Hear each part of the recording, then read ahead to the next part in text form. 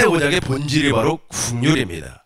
새 언약, 우리 하나님께서 에레미야 선지자를 통하여서 새 언약을 선포하게 하셨는데 그 선포하게 한 목적이 있어요.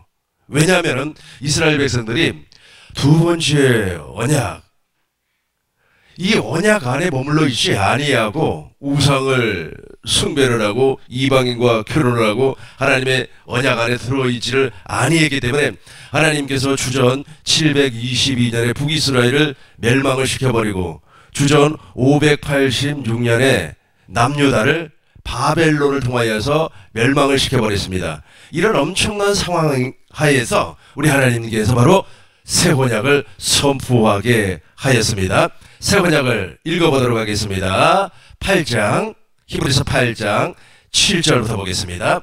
첫 것이 무엇이었더라며 첫 번째 언약을 모세의 율법, 옛 언약 이렇게 말을 합니다. 근데 이것이 무음하지 않았어요. 이거는 사람에게 준 약속이기 때문에 하나님께서 모세를 통하여서 언약을 맺었는데 그 언약을 통하여서 내가 하나님 앞에 죄인이구나, 나는 하나님 앞에 서운한 것이 아무것도 없구나 라고 하는 것을 깨닫게 하기 위하여서 저 언약을 주었다는 겁니다.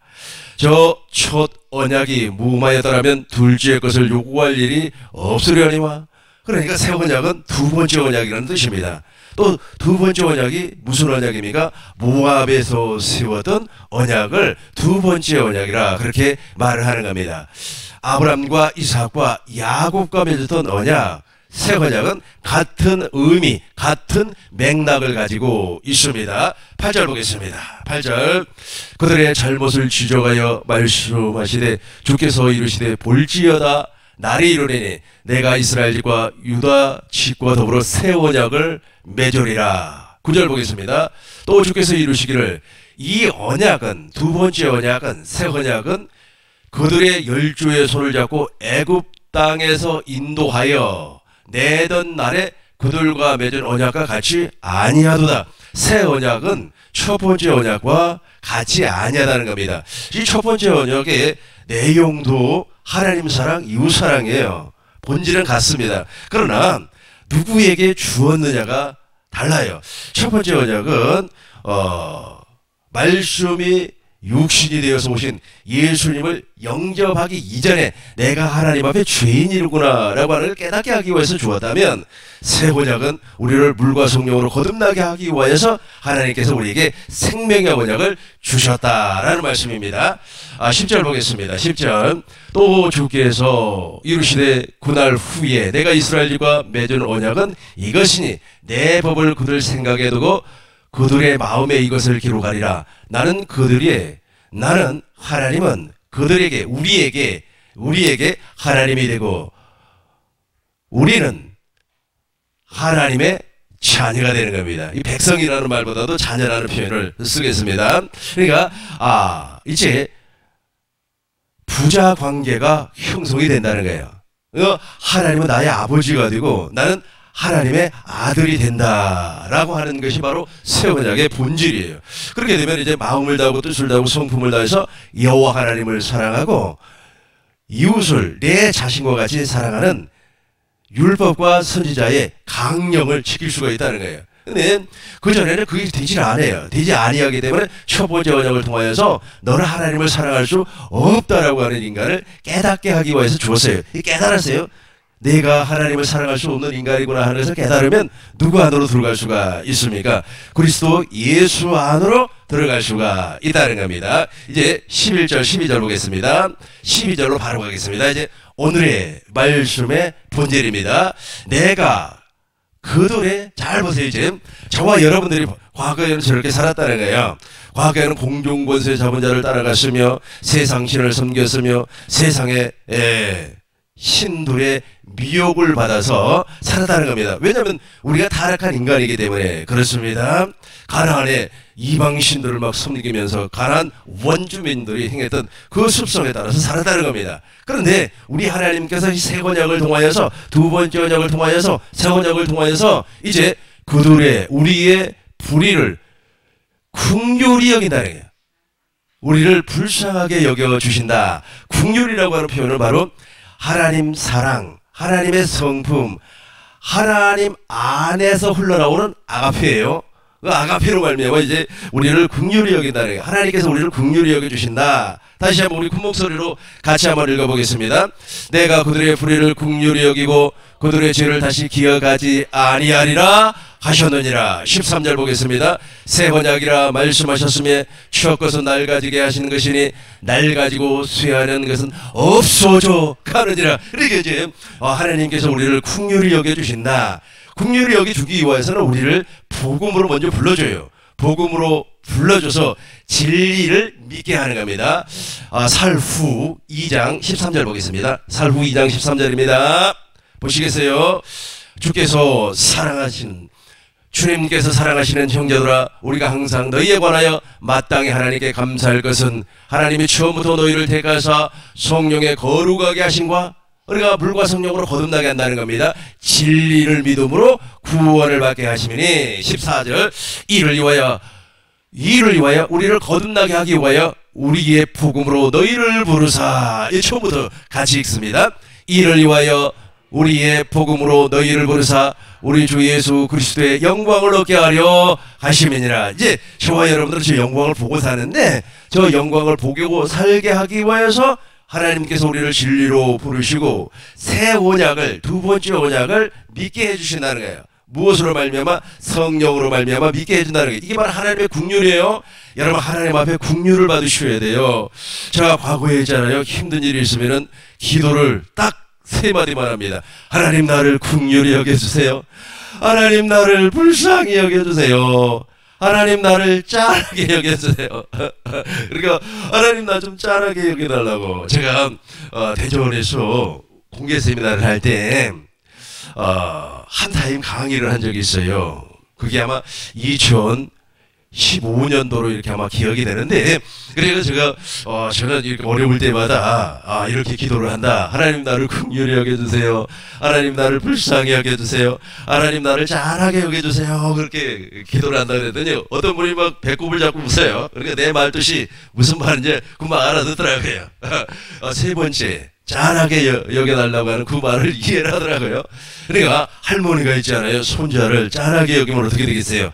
할머니 주머니에 있는 게 다 나오잖아요. 그죠? 그래요, 그래요. 그래서 저는 하나님은 우리를 긍휼히 여겨주셔야 된다는 거예요. 하나님은 우리를 긍휼히 여겨주시기 위해서 무엇으로 불렀다? 복음으로 불렀다. 무엇으로 거듭나게 했다? 진리로 거듭나게 하여 주었다. 이것이 무슨 언약이라고? 새 언약이다. 다시 한번 보겠습니다. 새 언약 다시 한번 보겠습니다. 히브리서 8장 9절을 보겠습니다. 하나님께서 당신의 법을 우리 안에다가 기록을 한다는 겁니다. 그들은 내 언약 안에 머물러 있지 아니함으로 내가 그들을 돌보지 아니하였으나, 과거 이스라엘 백성이 그렇다는 겁니다. 이제는 그렇지 않아요? 또 주께서 이르시되 그날 후에 내가 이스라엘 집과 맺을 언약은 이것이니 내 법을 그들 생각에 두고 그들의 마음에 이것을 기록하리라. 나는 그들의 하나님이 되고 그들은 내 백성이 내게 백성이 되리라. 하나님은 아버지가 되고 우리는 하나님의 자녀가 된다라는 겁니다. 11절 보겠습니다. 또 각각 자기 나라 사람과 각각 자기 형제를 가르쳐 이루기를 주를 알라 하지 아니할 것은 그들이 작은 자로부터 큰 자까지 다 알아보래요. 우리가 하나님은 우리의 아버지고 나는 하나님의 아들이 되었기 때문에 확실하게 알아버리는 겁니다. 계속해서 12절 같이 합니다. 내가 그들의 불의를 긍휼히, 다시 한번 잘 기억하셔야만 합니다. 하나님께서 첫 번째 언약을 통하여서 내가 죄인이구나, 공중권세 잡은 자를 따랐구나 라고 하는 것을 알게 하는 거예요. 에베소서 2장 2절 보겠습니다. 에베소서 2장 2절 보겠습니다. 에베소서 2장 2절. 그때 너희는 그 가운데서 행하여 이 세상 풍조를 따르고 공중권세 잡은 자를 따랐으니, 잘 봐봐요. 이 세상 풍속이 있어요. 저 세상 풍속이 누구의 풍속? 누구의 풍속? 공중권세 잡은 자의 풍속이라는 겁니다. 제가 지난번에 설명을 했죠. 저 풍속의 유래가 어디에서 나왔다고요? 애굽의 풍속. 저 풍속이 어디에서 나왔다고요? 가나안 원주민의 풍속이라는 게, 가나안 원주민들이 있지 않습니까? 말이야, 사람을 잡아가지고 말이야, 아주 그냥 생으로 불에 태워서 자기의 신 몰렉에게 제사를 드리고, 그리고 아주 아버지와 딸이 말이야 관계를 맺고, 이게 더러운 짓을 했단 말이에요. 이 더러운 짓을 했는데, 저와 여러분들도 우리가 물과 성령으로 거듭나기 이전에는 저와 여러분들이 바로 그런 생각을 가지고 살았다는 거예요. 아주 그냥 명품이잖아요. 명품을 확 입고 다니면서 아주 머리에서부터 시작해서 발끝까지 명품으로 휘 감는다고 할지라도 속에는 그런 게 있다니까. 속에는 말이야 어찌어찌 해가지고 말이야 어찌어찌 해볼까 하는 그런 것들이 존재하고 있다는 거예요. 근데 그것을 우리 하나님의 제거를 시켜주었다. 무엇으로 말미암아? 새 언약으로 말미암아 제거를 시켜주었다라는 겁니다. 같이 합니다. 그때에 너희가 그때에 같이 합니다. 그때에 너희는 그 가운데서 행하여 이 풍조를 다루고 공중과 세자를 지금 불순종, 그렇죠. 지금 불순종의 아들들 가운데 역사하는 영이에요. 동일하게 지금 대한민국에도 그런 영들로 말미암아 지난번에 아이들이 많이 죽고 그러지 아니했습니까? 그런 풍속을 쫓아간단 말이에요. 또 그런 마음이 그 속에 도사리고 있어요. 근데 그것을 알았어요. 내가 알았습니다. 첫 언약을 통해서 모세율법을 통해서 내가 알았어요. 아니까 모세율법은 누구에게로 인도하는 몽환선생이라? 그리스도 예수에게로 인도하는 몽환선생이 된단 말이에요. 그러니까 그리스도 예수에게로 인도함을 받을 때 깨달아지는 것이 두 번째 언약, 즉 새 언약, 아브라함과 이삭과 야곱의 언약이 깨우쳐진다는 거예요. 깨달아져요. 깨달아지는 순간에 이제 영광을 보고 살게끔 되어 있어요. 날마다 순간마다 영광을 보고 살게끔 되어 있어요. 그때 하나님의 긍휼이 우리를 휘감는 겁니다. 여러분, 인간은 있잖아요. 인간을 절대로 긍휼히 여기지 못합니다. 예를 들어서 긍휼히 여겼다고 생각을 해봐요. 생생납니다. 예를 들어서 어떤 집에 딸이 셋이 있어요. 그런데 막내딸이 있지 않습니까? 엄마한테 우리 엄마 너무너무 불쌍해, 우리 엄마 너무너무 불쌍해 라고 하면서 돈을 100만 원을 줬다고 가정을 합시다. 이 사람이 사람에게 나타나는 긍휼이에요. 그런데 이제 한 일주일이 지났나? 한 열흘이 지났다고 가정을 해봐요. 빠른 사람은 하루면 1시간이면 다 입으로 다 쏟아버립니다만은 그 사람은 좀 인내심이 강하니까 열흘이 딱 지나가지고 이제 큰언니를 만나세요. 큰언니 만나면 다 이제 이야기합니다. 우리 엄마 너무 불쌍해서 내가 주머니에 100만 원 그거 모았던 거 내가 엄마한테 줬다고 막 자랑질 해버리는 거예요. 이게 긍휼이 아니라니까요. 그래서 인간은 인간에게 절대로 긍휼을 베풀 수가 없어요. 그럼 긍휼은 언제 가능한가? 내가 정말로 사람을 긍휼히 여기고 사람을 불쌍히 여기고 사람을 짠하게 여기려면 내가 하나님께로부터 긍휼을 받아야 된다니까. 긍휼이 무엇이라고 그랬어요? 하나님 성품 안에서 흘러나오는 아가페라니까요. 하나님의 사랑이에요. 하나님의 사랑에 나를 휘감고 하나님의 사랑에 내 마음에 부음받고 하나님의 사랑으로 말미암아 내가 충만해질 때 그때 긍휼을 베풀 수가 있어요. 그때 베푸는 긍휼은 하나님께서 나를 통하여서 베푸는 긍휼이기 때문에 자랑이 없다는 겁니다. 자랑이 없어요. 아주 그냥 입 바른 사람은 있지 않습니까? 조금 남에게 긍휼, 이 정의라고 하죠. 그것을 베풀었다고 가정을 해요. 그러면 1시간이 되지 못해가지고 전화해가지고 나 언제 내가 말이야 어쩌고 저쩌고 눈물이 나서 뭐 어쩌고 저쩌고 그게 전부 다 가식이에요. 자랑이라니까요. 그러니까 하나님을 모르는 사람이 그렇게 한다. 하나님을 전혀 알지 못하는 사람이 그렇게 해요. 근데 그런 사람, 그렇게 세상 풍조로 말미암아 공중권세 잡은 자의 풍속을 따랐던 저와 여러분들이 이제 하나님께로부터 긍휼을 받았다네. 긍휼을 받으니까 무엇이 깨달아진다고요? 복음이 깨달아지고 진리가 깨달아지고 그리고 아브라함과 이삭과 야곱과 맺었던 언약이 깨달아지고 새 언약이 깨달아지더라는 거예요. 그래서 첫 것은 낡아져 없어져 버리는 겁니다. 그들의 죄를 다 우리 하나님께서 긍휼히 여겼어요. 그러니까 13절이 되는 겁니다. 13절 새 언약이라 말씀하셨음에 여러분 새 언약의 내용 다 알고 있으니까 내가 깊이 들어가지 않겠습니다. 새 언약이라 말씀하셨음에 첫 것은 낡아지게 하신 것이니 그러니까 우리가 새 언약 안으로 들어오기 전에 새 언약이 예수님 자신입니다. 왜냐하면 예수님께서 새 언약의 중보자로 오셨으니까 예수님의 복음이요, 예수님의 새 언약이요, 예수님의 진리요, 예수님의 영생이요, 예수님의 생명입니다. 예수님의 구원이요. 그래서 예수님께서 내가 곧 길이요 진리요 생명이니 나로 말미암지 아니하고는 누구에게로? 아버지에게로, 그렇죠, 올 자가 없느니라. 그러니까 새 언약이 어떻게 이루어지니까 첫 번째 것이 낡아져 버려요. 첫 번째 언약으로 살지는 아니하기 때문에 이제부터는 그게 나하고는 상관이 없어요. 그러니까 첫 언약으로 사는 사람의 특징이 무엇이냐면 그 사람들은 종죄를 하는 겁니다. 심판을 하는 겁니다. 판단을 하는 거예요. 무엇을 먹었기 때문에? 선악과를 먹었기 때문에. 선악과를 먹어가지고 기가 막히게 잘합니다. 저건 손이야, 저건 악이야 라고 하는 것을 너무너무 잘 알아요. 요즘 뭐 뉴스만 틀면 나오잖아요. 누구 뭐 어쨌네 하면서 그게 바로 선악과를 먹은 사람들이 나타나는 행실이란 말이에요. 선악과를 많이 먹으면 많이 먹을수록 아주 그냥 선과 악을 잘 구분해요. 근데 문제는 무엇입니까? 악을 버리고 선을 행할 능력은 없어요. 없어요. 로마서 7장 18절 보겠습니다. 로마서 7장 18절 보겠습니다. 로마서 내 소 곧 내 육신에 선한 것이 거하지 아니한 줄을 아노니 원함은 내게 있어요. 원함은 있어요. 나도 착하게 살고 싶어. 그러나 선을 행하는 것은 없노라. 이게 이런 인간이에요. 이런 인간. 그렇게 살았는데, 이제 새 언약이 나한테서 이루어지니까 첫 것이 낡아지고 사라진다는 거예요. 없어진다는 거, 없어져요. 이제 판단하고 종교하는 사람이 아니라, 이제 국률이 여겨진다는 거예요. 국률이 막, 어떤 사람이 막 죄를 지었어요. 죄를 지니까, 모세 율법 아래 있으면 돌을 딱 드는 모세 율법이 그거거든요. 모세 율법에 예를 들어서 처녀가 아주 임신을 했다 그러면 무엇을 하겠습니까? 돌멩이를 집어서 던져서 쳐서 죽이라 그랬단 말이에요. 그러니까 막 사태질하고 말이야. 처녀가 임신을 해서 시집도 막 가려고 막 하면서 사태질하고 난리 쳤지만은 이제 새 언약이 이루어지니까, 목사님 다시 8장 13절, 새 언약이 나서 이루어지니까 첫 것이 낡아지고 사라진다는 거예요. 사라지면서 무엇이 나오냐면 국률이 나오는 거예요. 불쌍하단 말이에요. 너무너무 불쌍해요. 아이고 어쩌다가 이렇게 됐을까라고 하면서 불쌍한 마음이 나에게서 나와야지. 나오지 아니하면 여전히 첫 번째 언약에 속해 있는 사람이에요. 새 언약이라 같이 하겠습니다. 새 언약이라 말씀하셨음에 첫 것은 낡아지게 하신 것이니.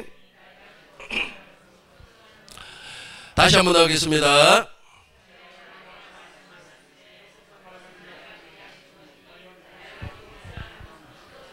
없어져, 사라져버린단 말이에요. 사라져버려요. 그래서 죄사함이라고 그러는 겁니다. 죄사함, 죄가 사라져버려요.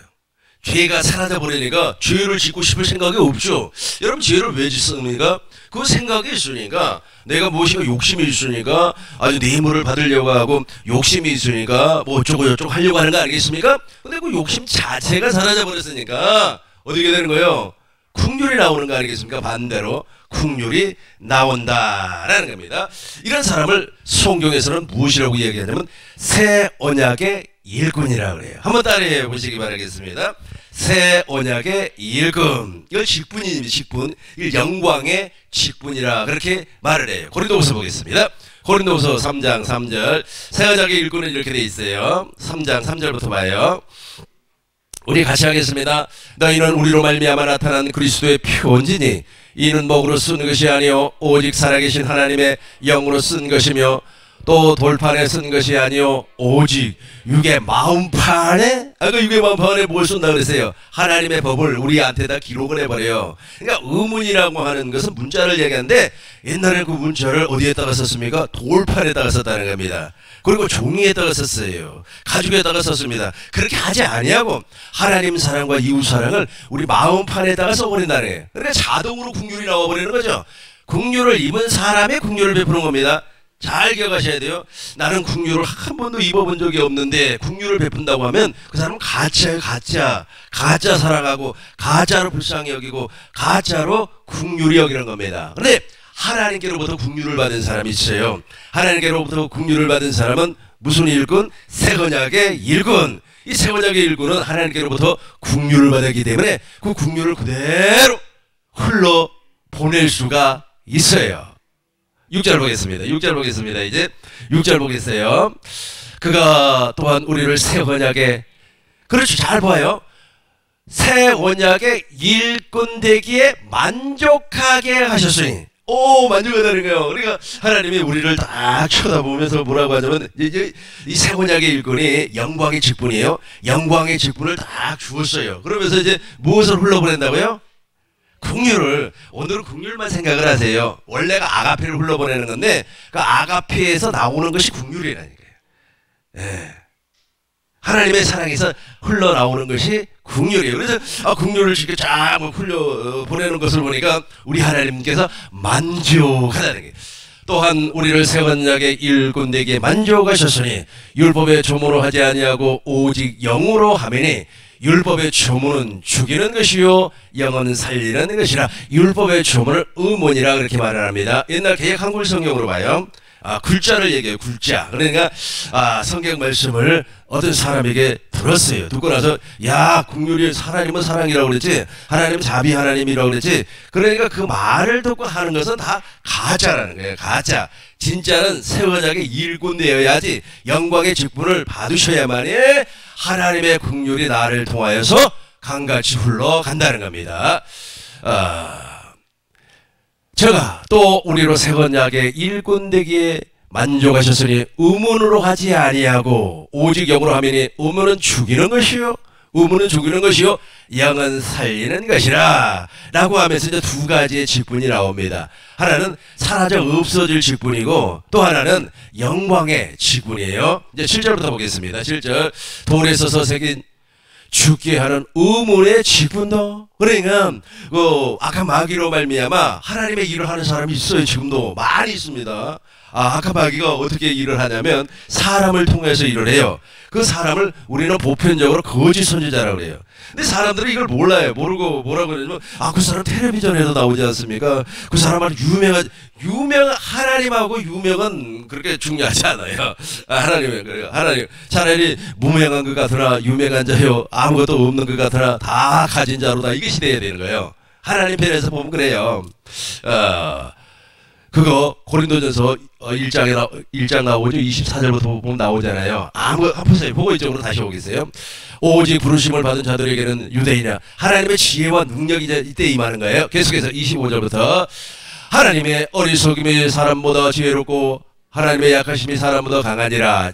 형제들아 너희를 부르심을 보라. 육체를 따라 지혜로운, 그죠? 이 멍청한 사람들이란 말이에요. 그러니까 세상적으로 보면은 참 미련해 보여요. 그러나 우리 하나님께서는 안 그렇다는 거예요. 육체를 따라 지혜로운 자가 많지 아니하며 능한 자가 많지 아니하며 학벌 좋은 사람이 그렇게 많지 아니에요. 하나님이 쓰는 사람들이 그렇다는 거예요. 보일러를 꺼주세요. 27절 보겠습니다. 그러나 하나님께서 세상에 미련한 자들을 택하사 지혜 있는 자들을 어떻게 한다고요? 부끄럽게 하려 하시고 세상에 약한 것들을 택하사 강한 것들을 부끄럽게 하려 하시며. 28절 같이 합니다. 하나님께서 세상에 추원한 것들과 멸시받는 것들과 없는 것들을 택하사 있는 것들을 폐하려 하시나니. 그러다 말이야. 이게 그러니까 사람들은 말이야 거짓 선지자들이 어떻게 일을 하는 줄도 몰라요.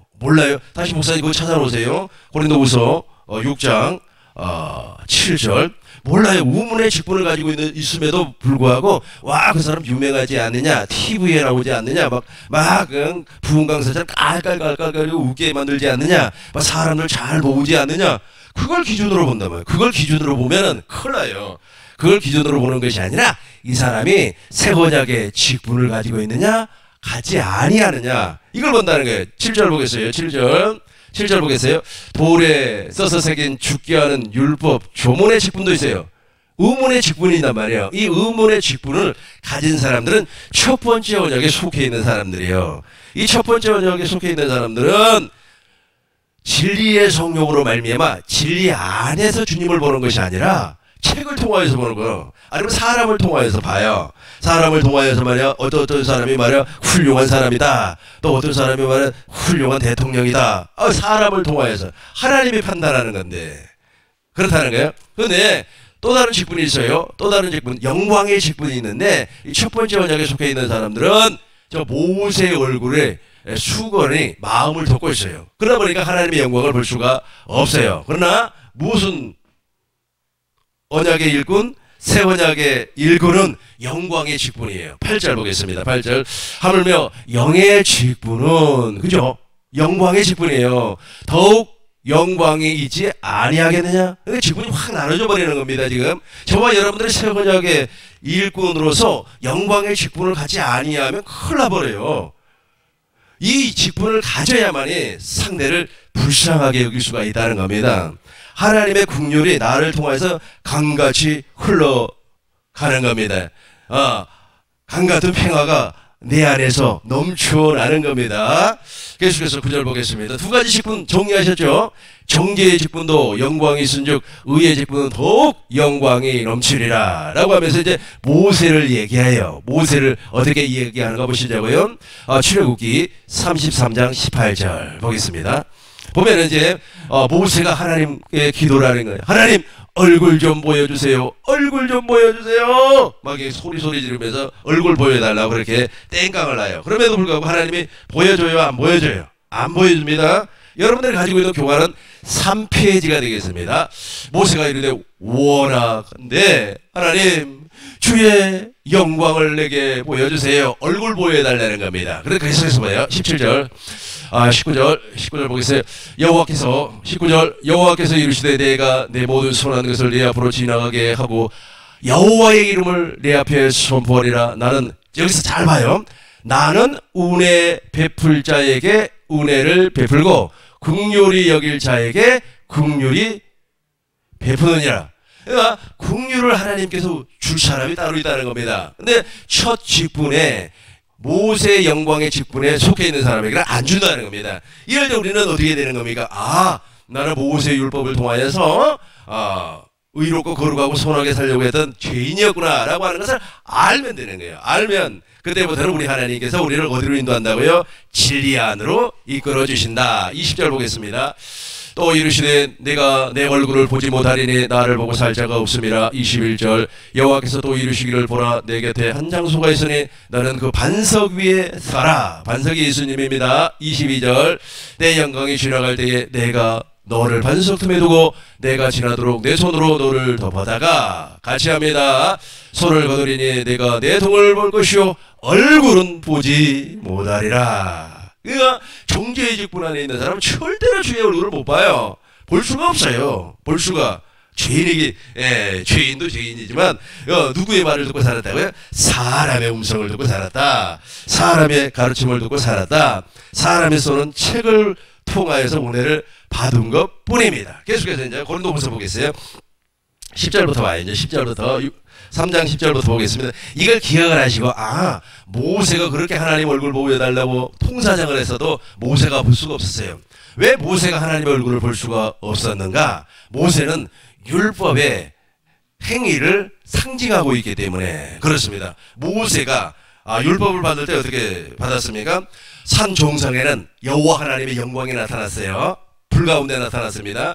그 산 중통에는 누가 있었어요? 모세가 있었어요. 산 아래는 누가 있었습니까? 이스라엘 백성이 있었습니다. 하나님께서 불러주는 거예요. 나 외에 다른 신을 섬기지 말라. 그러니까 모세가 그 얘기를 듣고 백성들한테 전달을 했어요. 전달을 하니까 백성들이 아멘하고 그러니까 이제 말씀을 다 하시고 이제 더 이상 말씀하시지 아니고 불 가운데 연기 가운데 나타나셔가지고 어디에다가 두 돌판에다가 써서 죽었다는 거예요. 이게 바로 신명기 5장 말씀 아니겠습니까? 그래서 첫 번째 언약에 속해 있는 사람은 하나님의 영광을 보지 못한 사람은 철저하게 사람의 말을 들어요. 사람의 말을 듣고 그 말이 진리인 것처럼 선동을 당해버리는 겁니다. 지금도 교회 다니는 사람들 정말로 선동당해가지고 그런 소리 하는 거 보면 참 안타까워요. 한 가지 예를 들어보겠습니다. 저하고 절친한 목사님이 계신데 그 목사님이 약 한 800명 모이는 교회에 담임 목사로 있어요. 그런데 이제 교회 애들이 많이 문을 닫았다고 합니다.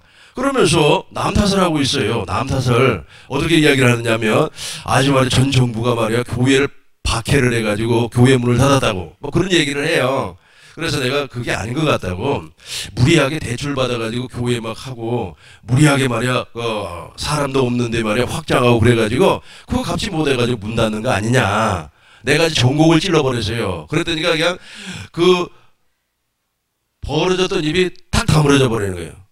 내가 다 알고 있거든요. 교회가 왜 문을 닫는가. 예. 여러분 모든 것은 있지 않습니까? 어디에서부터 나오냐면 내부에서 나오는 거예요. 외부에서 나오는 것이 아닙니다. 국가도 있잖아요. 내부에서 서로 싸움을 하면 망해버려요. 외부에서 적이 공격을 해가지고 그 나라가 패망하는 경우도 있지만 더 중요한 것은 내부에서 분란이 일어나서 그 나라가 망해버린다는 거예요. 예. 근데 그걸 모르고 말이야. 아주 그런 사람들의 특징이 무엇이라고요? 특징이 뭐예요? 그렇죠. 율법 아래, 첫 번째 언약 아래, 옛 언약 아래 사는 사람들이에요. 이런 사람들은 막 자기가 말을 훌륭한 사람이라고 얘기하지만 우리 하나님은 그런 사람을 무엇이라고 하냐면 거짓 선지자라고 그래요. 거짓 선지자. 나더러 주여 주여 하는 자마다 다 천국에 갈 것이 아니여 다만 하늘에 계신 내 아버지의 뜻대로. 아버지의 뜻이 무엇입니까? 첫 것을 패하고 둘째 것을 세운단 말이에요. 새 언약을 몰라요. 전혀 몰라요. 알려고도 하지도 않고 관심도 없어요. 그런 사람들은. 철저하게 첫 번째 언약에 속해 있어요.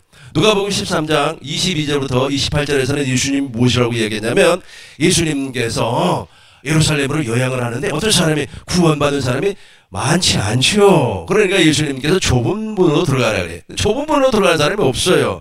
멸망으로 인도하는 문은 크고 그로 들어가는 사람, 그곳을 찾아가는 사람들은 엄청나게 많아요. 그러고 나서 이제 예수님께서 그 사람들을 모른다고 그래요. 이제 죽었어요. 그 사람들이 죽어가지고 예수님 앞에 딱 섰어요. 그러니까 예수님이 너네 몰라 거짓 선생들이니까 당연히 모른다 그렇게 말씀하겠죠. 모른다고 얘기하니까 그 사람들이 무엇이라고 얘기하냐면 나는 예수님 앞에서 먹고 예수님께 가르침을 받았고 예수님과 함께 잠자리를 했지 않습니까? 그런데 왜 모른다고 하세요? 그러니까 예수님께서 너네들은 내가 모르고 아브라함과 이삭과 야곱의 언약을 알고 있는 사람 내가 안다. 그렇게 말씀을 해요. 이해가 되세요? 그러니까 우리가 보는 시각하고 달라요. 뭐 그 유명하다고 하는 사람들은 마귀로 말미암아 사용받을 수 있는 확률이 대단히 높아요. 여기 나와 있네요. 28절 같이 합니다. 너희가 아브라함과 이삭과 야곱과 모든 선지자는 하나님 나라에 있고 오직 너희는 밖에 쫓겨난 것을 볼 때에 거기서 술 피우며 이빨을 부드득 간다니까요. 자, 이를 간다고 하는 말을 내가 지난번에 설명을 했죠. 억울하다는 거예요. 어떤 목사한테 내가 속았다는 거예요. 속은 거죠. 끝나버렸는데 그 육체가 깨져버렸는데 육체가 깨지면 회개가 안 되는 겁니다. 그때는 회개가 안 돼요. 어떤 처녀가 있지 않습니까? 아주 그 남자가 멋쟁이고 말이야. 뭐 서울대학교 나오고 어쩌고 저쩌고 하니까 좋아가지고 시집 가면은 내가 이제 떵떵거리고 살겠다라고 생각을 하고 이제 시집을 갔어요. 시집을 가서 막상 살아보니까 아주 좋아요. 뭐 학벌도 좋고 재산도 좋고 그런데 성질머리가 완전히 개차반이네. 고집도 세고 말이야. 앞니다가 말이야. 옷 집어 던져버리고 말이야. 아주 불량품이에요. 그 가서 이제 후회하면 시집 가서 후회하면 뭐든요. 그때 선택을 처음부터 잘했어야지. 그러니까 이 거짓 선지자들에게 속아버렸어요. 거짓 선지자들에게 속아가지고 이제 어디로 들어갔어요? 지옥에 딱 들어가니까 너무 억울한 거야. 너무너무 여러분 진짜 억울하면 있잖아요. 이가 갈려버립니다. 억울한 혹시 그럴까 한번 당해봤어요? 난 당해봐서 알아요. 아주 누명을 한번 탁 쳐버렸는데 너무 억울한 거예요. 너무 억울해가지고 눈이 막 눈물이 줄줄 나오면서 말이야. 이가 갈려버리는 거예요. 여러분 그런다니까요. 저 사람들이 바로 거짓 선지자에 속여버렸어요. 뭐 저걸 오늘 저 시간이 아니기 때문에 오늘은 하지 다르지 않겠습니다만은 이제 거짓 선지자들이 엄청나게 많아요. 그런 사람은 무슨 직분을 가진 사람? 의문의 직분을 가진 사람. 반대로 하나님의 긍휼을 전달하는 사람은 무슨 일꾼? 새언약의 일꾼. 이 새언약의 일꾼, 이 사람은 무슨 직분을 받는 사람?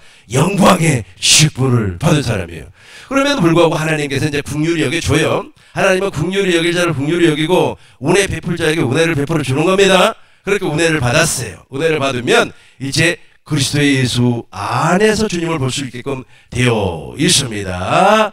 이제 고린도후서 3장 9절 정죄의 직분도 영광이 있은즉 의의 직분은 영광이 더욱 넘치리라. 쭉 내려와서 15절부터 보겠어요. 15절부터 오늘까지 모세의 글을 읽을 때에 수건이 그 마음을 덮어버려요. 그러니까 모세의 수건이 마음을 딱 덮어버렸기 때문에 마음이 완고해져 버려요. 완고해가지고 절대로 용서하지 않습니다. 용서라고 하는 거 없어요. 용서는 국률에서 나오는 거기 때문에 그래요.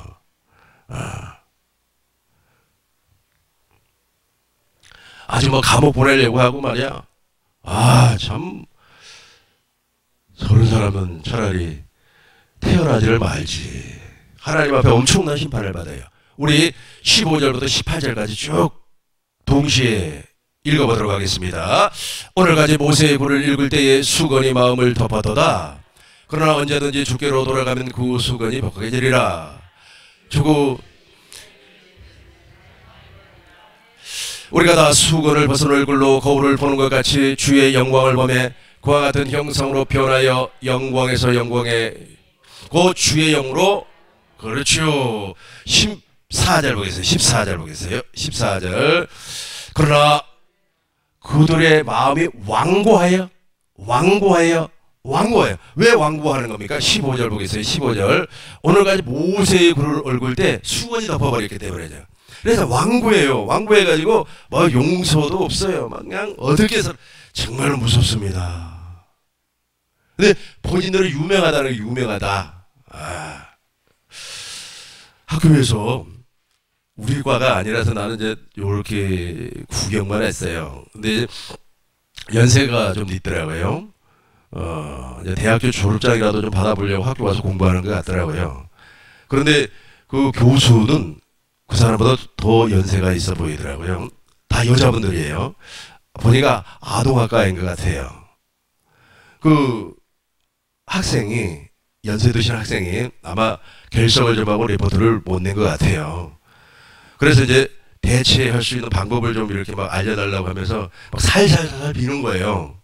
그런데 그 교수가 아주 뻣뻣하게 아주 그냥 자기 본의를 그렇게 드러내려고 하는지는 잘 모르겠습니다만은 빳빳하게 안 들어주더라고. 완고해서 그런다니까요. 완고해서. 우리 학교가 신학대학교인데 최소한 그 교수는 교회 다니는 권사라 되겠죠. 교회도 안 다니는 사람을 쓸 일은 없으니까. 그런데 아주 그렇게 완고해요. 왜 그런다고요? 모세의 수건이 마음을 덮고 있기 때문에 그래요. 그런 사람의 직분이 있다니까. 근데 세상적으로 보면 얼마나 출세했습니까? 대학교 교수지. 그리고 다 명성이 있지.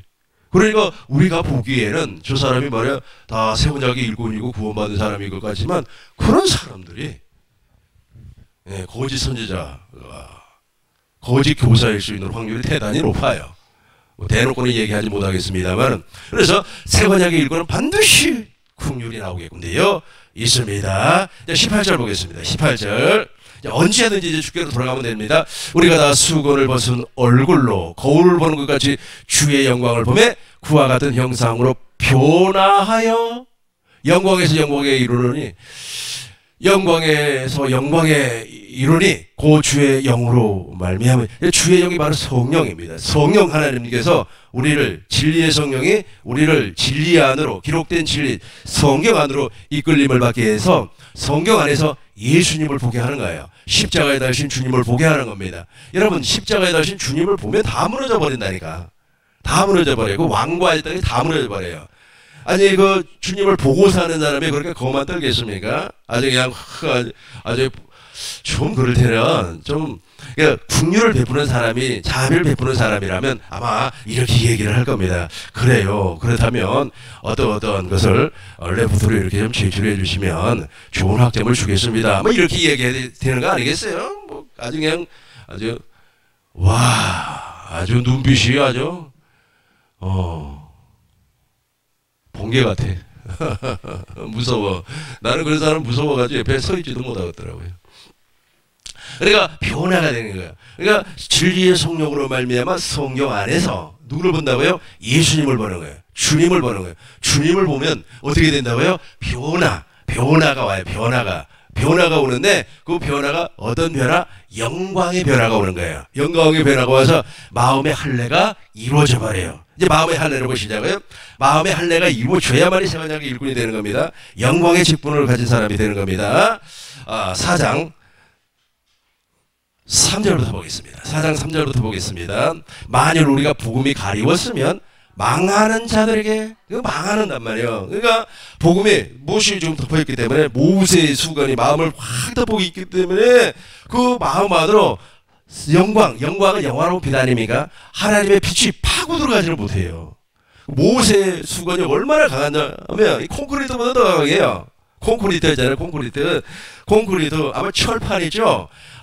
사람들이 그렇게 얘기하잖아요. 얼굴에다가 철판을 갈았다고. 그런데 그 철판보다도 더 강한 것이 바로 모세의 수건이에요. 그것이 마음을 확 닫고 있으니까 마음이 어떠냐면 완고예요. 완고. 그 좀 불쌍하게 여기고 말이야. 그 좀 좋은 방법으로 이렇게 이끌어주면 얼마나 좋아요. 그런 거 하라고 교수하는 거 아니겠어요? 뭐 폼 잡으라고 학생들 괴롭히라고 교수 된 건 아니잖아요. 근데 저 그러고 보니까 야 저분도 어지간히 모세의 수건이 마음을 덮고 있구나. 모세의 수건이 딱 덮고 있으니까 안 되는 거예요 이게. 그래서 복음을 가리웠다면 망하는 자들에게 우리 3절 큰 목소리를 한번 읽어보겠습니다. 만일 우리의 복음이 그렇죠. 다시 한번 만일 우리의 복음이 가리웠으면 망하는 자들에게 가리워진 것이라. 망한단 말이에요. 멸망을 해. 저 직분을 가진 사람들이 의외로 많이 있습니다. 계속해서 4절 보겠습니다. 4절. 그 중에 이 세상 신이 왜 복음이 가리워져 버렸냐면 세상 신. 아까 제가 말씀드렸잖아요. 그 세상 신인 원주를 쫓아가면 마귀인데 마귀로 말미암아 제일로 더러운 일을 했던 사람들이 바로 애굽이에요. 애굽. 그래서 애굽의 그 10가지 죄악이 전부 다 애굽의 신들입니다. 신. 막 일을 섬기고 어쩌고 저쩌고 여자들은 말이야 문신해가지고 다니고 사타구니에다가 여자들 문신을 해요. 왜냐하면 악령이 들어오지 못하게끔. 또 가나안에 원주민의 풍속이 있어요. 그 가나안의 원주민 풍속을 하나님께서 너무 싫어해가지고 가나안 족속들을 7족속이라고 그러죠. 멸절을 시켜버려요. 멸절을. 한번 봅시다. 세상신 한번 보고 보자고요. 신명기 7장 1절. 신명기 7장 1절을 보시겠습니다. 내 하나님 여호와께서 너를 인도하사 내가 가서 차지할 땅으로 드리고 내 앞에서 여러 민족, 헷족속, 기르가스, 아모리, 가나안, 브리스, 히위, 여부스 곧 너보다 많고 힘이 센 7족속을 쫓아내라네. 쫓아내라. 왜 쫓아내는가? 2절 보겠습니다. 2절. 네 하나님 여호와께서 그들을 내게 넘겨 내게 치게 하시리니 그때에 너는 그들을 진멸할 것이. 진멸이라고 하는 것은 멸절을 시켜버리는 멸절. 아예 뿌리까지 다 뽑아버린다는 겁니다. 아예 씨를 말려버려라. 그러면서 무엇이라고 그랬어요? 그들을 짠하게 여기지 말라는 거예요. 불쌍히 여기지 말 것이며. 계속해서 봐요. 이 정도로 이 녀석들이 못된 짓을 했단 말이에요. 무슨 짓을 했다는 것을 내가 지난번에 다 설명을 했어요. 아주 못된 짓이. 그게 바로 세상 풍속의 원조입니다. 물론 세상 풍속의 원조는 누굽니까? 아까 마귀죠. 그들과 홍인도 하지 말라 그랬어요. 3절 4절 보겠습니다. 그가 네 아들을 유혹하여 그가 여호와를 떠나고 다른 신들을 섬기게 하므로 여호와께서 너희에게 진노하사 갑자기 너희를 멸하실 것이에요. 그러니까 이스라엘 백성들이 왜 멸절을 당해버렸습니까? 가나안에 들어가고 저걸 다 없애라고 했는데 가서 이제 바알을 또 섬겨요. 아세라 목상을 섬긴다는 거예요. 계속해서 5절 봐요. 보세요. 뭐라고 그랬어요? 제단을 헐며 주상을 깨뜨리며 아세라 목상을 찢으며 조각한 우상들을 불사할 것이라. 완전히 저 친구도 저 짓거리를 했다니까요. 막 몰래에게 말이야 신제사를 지내고 말이야 깽가를 치고 말이야 북치고 그런 일을 했다는 겁니다. 그래서 저 세상 문화라고 그래요. 저 세상 문화를 주관하는 녀석이 마귀. 그 녀석이 세상 신이라는 거예요. 그 세상 신 때문에 복음이 가려워요. 다시 봅시다 목사님. 고후 4장 4절. 복음이 가려웠어요. 그 중에 세상 신이 믿지 아니한 자들의 마음을 혼미하게 했어요. 복음이 가려졌어요. 3절 다시 보겠어요. 3절. 만일 우리의 복음이 가리웠으면 망하는 자들에게 가리워진 것이라. 4절 보겠습니다. 그 중에 이 세상의 신이 믿지 아니하는 자들의 마음을 혼미하게 만들어요. 그리고 그리스도의 영광의 복음의 광채가 비치지 못하게 만들어버리는 겁니다. 그래서 그리스도의 형상으로 태어나지 못하게끔 저 녀석들이 만들고 있어요. 저 녀석들이. 근데 저 녀석들의 문화를 절대로 흠모하거나 따라가면 안 된다는 겁니다. 근데 우리 나는 이상하리만큼 그런 걸 좋아해요. 뭐 알지도 못하고 본질로 들어가면 엄청나게 무서운 건데 저게. 계속해서 6절 보겠습니다. 6절 같이 한 목소리로 합독합니다. 어두운 데에 빛이 비치라 말씀하셨던 그 하나님께서 예수 그리스도의 얼굴에 있는 하나님의 영광을 아는 빛을 우리 마음에 비추셨느니라. 저 빛이 우리 마음을 비추고 우리 마음 안으로 파고 들어와야 되는 거예요. 파고 들어오면 그때서 어떻게 되는 겁니까? 그때서 어떻게 되는 겁니까? 물과 성령으로 거듭날 수가 있다라는 겁니다. 이제 4페이지를 보세요. 4페이지 다시 한번 더 읽겠습니다. 어두운 데 빛이 비치라 말씀하셨던 그 하나님께서 예수 그리스도의 얼굴에 있는 하나님의 영광을 아는 빛을 우리 마음에 비추셨느니라. 하나님의 긍휼로 말미암아 예수 그리스도의 얼굴에 있는 하나님의 빛이 마음에 비추어지는 사람은 세상이 감당하지 못하는 새 언약의 일꾼입니다. 로마서 9장을 보면은 왜 하나님께서 이런 사람을 택하셨고 이런 사람을 택하지 아니했는가 잘 설명을 하고 있습니다. 로마서 9장 7절부터 보겠습니다. 육적인 이스라엘이 있어요. 육적인 이스라엘이 다 하나님의 자녀가 아니라는 겁니다. 또한 아브라함의 씨가 다 그의 자녀가 아니라는 겁니다. 오직 이삭으로부터 난 자라 내 씨라 불리리라 하셨으니 8절 곧 육신의 자녀가 있어요. 저 육신의 자녀가 있고 하나님의 자녀가 있어요. 육신의 자녀를 누구를 설명을 하고 있습니까? 이스마엘을 설명을 하고 있어요. 이삭은 하나님의 약속을 믿음으로 말미암아 태어났기 때문에 이삭을 약속의 자녀 즉 하나님의 자녀라 그렇게 말씀을 하고 있습니다. 계속해서 9절 보겠습니다. 이 약속의 말씀은 이것이니 명년 이때에 내가 이루노니 사라에게 아들이 있으리라 하심이라. 약속의 자녀가 태어나다는 겁니다. 하나님께서 아브라함과 언약을 맺었어요. 할례 언약을 맺고 나서 할례 언약을 맺기 이전에 하나님의 약속이 믿어지지 아니했지만 그 언약을 맺은 이후에는 하나님의 모든 약속이 믿어졌단 말이에요. 그 믿음으로 태어난 녀석이 아니고 이삭이에요. 그분이 그 친구가 그 형제라고 해야 되겠네요. 아무튼 이삭 형님이 약속의 자녀로 태어났습니다. 10절 보겠습니다. 또 나와요. 그뿐 아니라 그러죠. 그뿐 아니라 니브가가 임신을 했는데 쌍둥이를 임신을 했어요. 그러면서 우리 하나님께서 무엇이라고 얘기하냐면 이 두 사람이 태어나기도 전입니다. 태어나기도 전에 큰 자가 작은 자를 섬긴다고 해버리는 거예요. 하나님이 그렇게 말씀을 해버렸어요. 하나님이 은혜를 입었다는 겁니다. 계속해서 11절 그 자식들이 아직 나지도 아니하고 무슨 선이나 악을 행하지 아니한데 택하심을 따라 되는 하나님의 뜻대로 하나님의 뜻이 행위로 말미암지 않고 오직 부르시는 이로 말미암아 서게 하려 하사. 지금 무엇을 설명하려고 하냐면 새 언약의 일꾼을 하나님께서 만드신다는 거야. 뭐 인간의 노력으로 되는 것이 아니고 무슨 헌신으로 되는 것이 아니고 이제 우리 여전도에 헌신 예배 드립시다. 헌신 예배를 통하여서 새 언약의 일꾼이 나오는 것이 아니고 하나님이 전적인 하나님의 은혜로 이루어진다라는 겁니다. 12절 보겠습니다. 니브가가 이르되 큰 자가 어린 자를 섬기리라 하셨나니. 계속해서 기록된 바 내가 하나님께서 이거 창세기에 나와 있는 말씀이죠. 내가 야곱은 사랑하고 에서는 미워하였다 하심과 같으니라. 하나님 앞에 사랑을 받았다는 거예요. 하나님 앞에 사랑을 받았다. 하나님 앞에 사랑을 받았다. 계속해서 15절 보겠습니다. 15절 모세에게는 국류를 하나님 주지 않았어요. 모세에게는 국류를 주지 않았기 때문에 누구의 얼굴을 볼 수가 없었어요. 하나님 아버지의 얼굴을 볼 수가 없었어요. 따질 수가 없다는 겁니다. 16절 보세요. 16절 그런즉 원하는 자로 말미암도 아니요 다름질. 그러니까 그죠. 그러니까 내 노력으로 되는 것이 아니라 밑에만 큰 목소리로 읽습니다. 오직 긍휼히 여기시는 하나님으로 말미암으니라. 하나님이 그렇게 했다는 거예요. 17절 보겠어요. 17절 성경이 바로에게 이루시되. 계속해서 18절 보겠어요. 18절 그런즉 하나님께 구하자. 그렇죠. 그런즉 하나님께서 하고자 하시는 자를 긍휼히 여긴다는 거예요. 놀라운 일 아닙니까? 하나님이 그렇게 만든다는 거예요. 그러면서 이제 계속해서 봐요. 19절 20절. 여기서부터 이제 토기장이 나와. 21절 보겠어요. 21절 바로 봅시다. 21절 바로 봐요. 21절.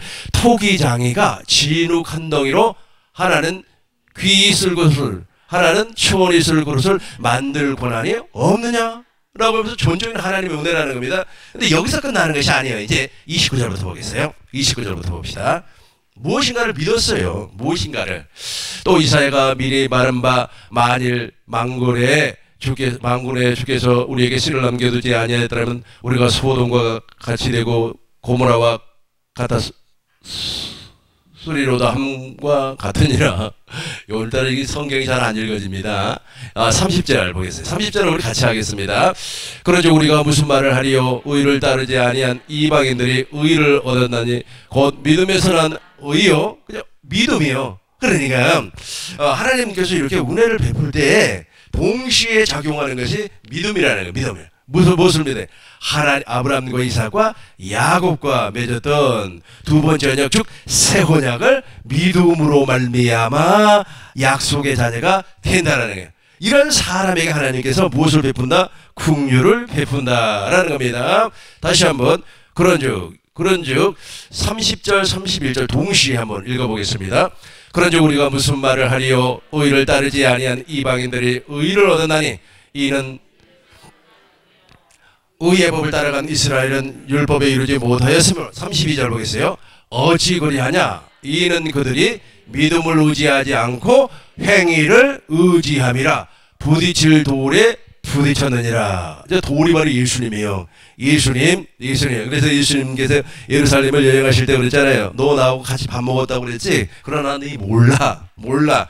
거짓 선생이라는 게. 이 거짓 선생이라고 하니까 뭐 이만희 교주 뭐 그런 사람이 거짓 선생, 그 사람들도 뭐 거짓 선지자의 거짓 선생입니다만은 그러나 예배당 안에 저 부딪히는 돌에 부딪힌 사람들이 있어요. 무엇을 따르지 않냐고 그들이 믿음을 의지하지 않고 행위를 의지함이라. 이게 행위를 의지해버리기 때문에 하나님의 긍휼을 받을 수가 없다. 하나님의 긍휼을 받지 못하니까 무엇이 나타나지 아니한다? 그렇죠. 긍휼이 나타나는. 긍휼을 흘려보낼 수가 없다라는 겁니다. 간단하게 말씀을 한번 정리해 보겠습니다. 잘 한번 여러분 들으면서 정리를 한번 여러분들 해보시기 바라겠어요. 하나님이 새 언약을 선포를 했습니다. 하나님의 언약은 원시 언약, 아브라함과 맺었던, 이삭과 맺었던, 야곱과 맺었던 언약이 있어요. 그 언약은 같은 맥락을 가지고 있습니다. 그리고 나서 에레미야 선지자를 통하여서 새 언약을 선포를 합니다. 새 언약의 내용은 하나님의 법을 우리 안에다가 기록을 한다고 그랬어요. 근데 새 언약이 이루어진 사람은 하나님께로부터 긍휼을 공급을 받아요. 긍휼이라는 것은 긍휼이란 하나님의 사랑, 아가페에서 흘러나오는 하나님의 성품입니다. 하나님의 성품이 우리 안으로 흘러들어오니까 우리도 동일하게 상대를 긍휼히 여기더라는 거예요. 그러나 이 긍휼히 여기지 아니하는 사람, 즉 정죄의 직분을 가진 사람은 절대로 상대를 긍휼히 여길 수가 없어요. 이렇게 긍휼히 여김을 받는 사람을 새 언약의 일꾼, 즉 영광의 직분을 받은 사람이다. 그렇게 말을 합니다. 이 영광의 직분을 받은 사람은 하나님께로부터 긍휼을 받고 그 긍휼을 상대에게 흘러보내는데 이렇게 영광의 직분을 받기까지 이 사람들이 무엇인가를 믿었다는 거예요. 행위를 의지 아니하고 믿음을 의지했다. 무슨 믿음을 의지했을까요? 아브라함과 이삭과 야곱 새 언약을 믿었다는 거예요. 그것을 의지를 하니까 우리 하나님께서 그 사람을 어디로 인도를 한다고요? 진리의 성경 안으로 이끌림을 받기 위해서 성경 안에서 주님을 보게 해요. 주님을 보지 않으면 멸망을 당해버립니다. 멸절을 당해버려요. 주님을 봐요. 주님을 보니까 모세의 수건이 벗겨져요. 모세의 수건이 다 벗겨지는 순간에 완고했던 마음이 이제 그리스도의 마음으로 변화가 되었다는 거예요. 변화가 되었다. 무엇 때문에?